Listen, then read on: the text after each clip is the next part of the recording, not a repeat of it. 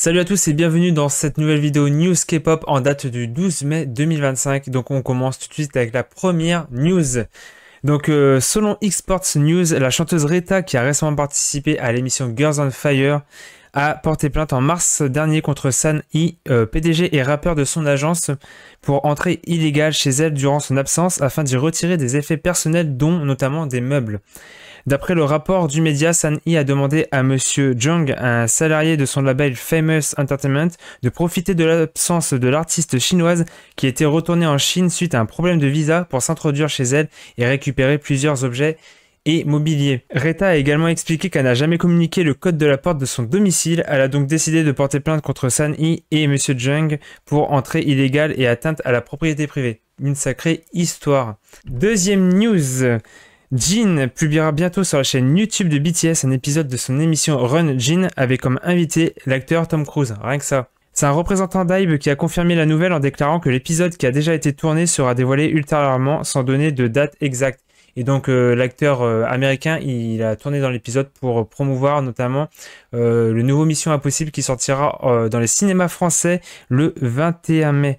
Et c'est la première fois que les deux stars se rencontrent. Troisième news, de nombreux idoles masculins ont été annoncés en pause par leurs agences avec comme motif le fait qu'ils ont des raisons personnelles sans donner plus de détails. Donc ces derniers temps, vous avez sûrement dû voir pas mal de communiqués d'agences qui disaient que des idoles masculins allaient faire des pauses. Mais des rapports de médias comme ceux de Tenasia évoquent la potentielle participation de ces derniers au survival masculin Boys to Planet qui sera diffusé dans le courant de l'année simultanément en Chine et en Corée du Sud avec deux émissions distinctes. Pour l'émission sud-coréenne, elle se nommera Boys to Planet K et la version chinoise se nommera Boy to Planet C.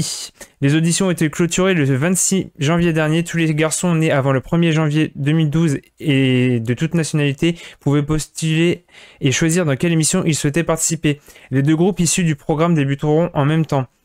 Donc il y aura donc un groupe chinois et un groupe coréen. Et voici donc les idoles qui sont potentiellement concernés pour une participation à l'émission selon les communiqués qu'on a eu récemment de pause et qui peuvent potentiellement être des indices pour une potentielle participation à l'émission. Donc il y a Jeonso de WII, les membres de DKB Arijun et Yeshan, les membres de Very Very Donghyun, Gyoyeon et Kangmin, le membre de The Wind Thanatorn et les membres de Drippin, Kim Dong-hyun et Lee Yop. Si cela se confirme, est-ce que vous avez déjà des candidats favoris? Petite mise à jour du 14 mai, il faut savoir que les dates ont été dévoilées.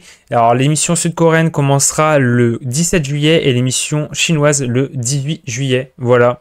Allez, je vous laisse avec la suite de la vidéo. Salut! Le procès de Tail ex NCT qui devait se tenir ce 12 mai pour quasi-viol aggravé sur une femme et ses connaissances est reporté au 18 juin. Le quasi-viol aggravé est une spécificité du droit coréen qui est défini comme un viol commis en étant armé ou en agissant avec deux ou plusieurs personnes contre une victime incapable de résister. Donc ce terme n'existe pas dans la justice française, d'où le fait qu'il vous paraisse étranger ou bizarre.